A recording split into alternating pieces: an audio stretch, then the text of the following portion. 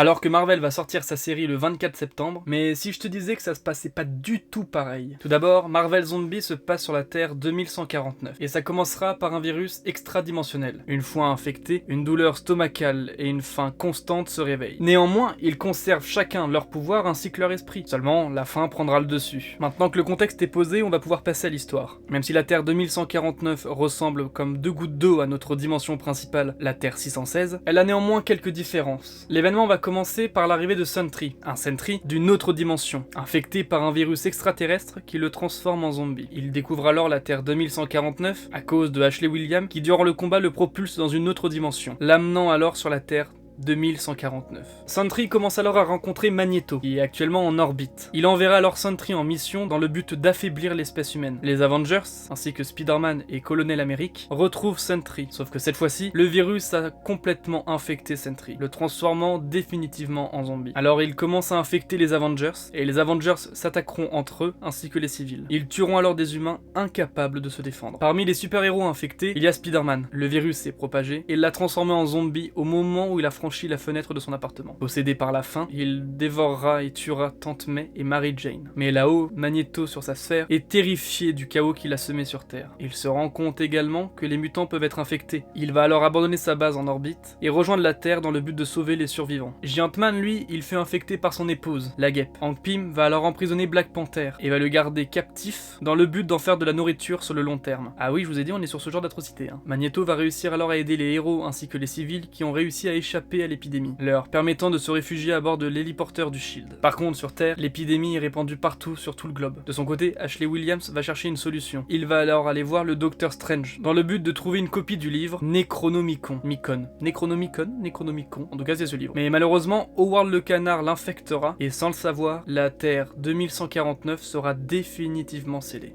Et dans l'héliporteur, rien ne s'arrange. Reed Richards perd alors tout espoir, et il considère surtout le virus comme une sorte d'évolution pour l'espèce humaine. Il infectera alors volontairement ses 3 autres équipiers, et les 4 fantastiques vont ravager l'héliporteur, qui je le rappelle, était le seul endroit où se trouvaient des survivants de l'épidémie. Mais c'est surtout Iron Man qui sera infecté, alors qu'il essayait de construire un transporteur interdimensionnel, dans le but d'envoyer les rescapés du monde dans une autre dimension. Fury essaiera alors de s'échapper, mais il sera démembré par ses anciens alliés. Bien sûr, l'histoire va beaucoup plus loin que ça, mais ça je te le garde pour une partie 2.